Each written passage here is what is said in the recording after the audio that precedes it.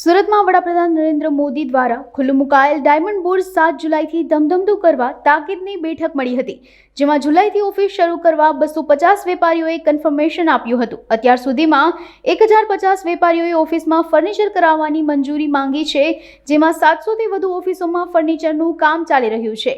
બીજી તરફ બુર્સને કસ્ટમની તમામ પરવાનગી પણ મળી ગઈ છે, તેમજ ઓફિસોની સાથે સુરત મુંબઈ ફ્લાઇટ શરૂ કરવાના પ્રયાસ કરવામાં આવી રહ્યા છે.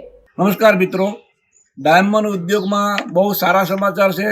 7મી જુલાઈ રથયાત્રાના પવિત્ર દિવસે 250થી વધારે એક સાથે સવારે 8થી બપોરે 1 વાગ્યા સુધીમાં ઓપનિંગ થવા જઈ રહ્યા છે.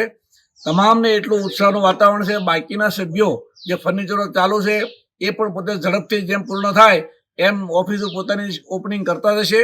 અને એમ લાગે છે કે મહિનાની અંદર જુલાઈ મહિનાની અંદર 400-500 ઓફિસ ચાલુ થઈ જાય અને દિવાળી આવતા 1000 ઓફિસ ચાલુ થઈ જાય એવું મારું ટાર્ગેટ છે. અને લોકોને અંદરથી ઉત્સાહ પણ એટલો બધો છે કે જલ્દી અહીંયા ડાયમંડ બુર્સ ચાલુ થાય તો અમે પણ અમારી ઓફિસ શરૂ કરવા માટે તત્પર છીએ.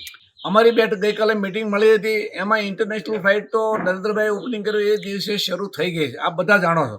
પણ જે ડાયમંડ બુર્સ શરૂ થાય એટલે મુંબઈથી આ બાયરોને આવવા જવા માટે સવાર સાંજ એક ફ્લાઇટ જો સુરત મુંબઈની ચાલુ થાય તો બહુ સુગમતા રહે.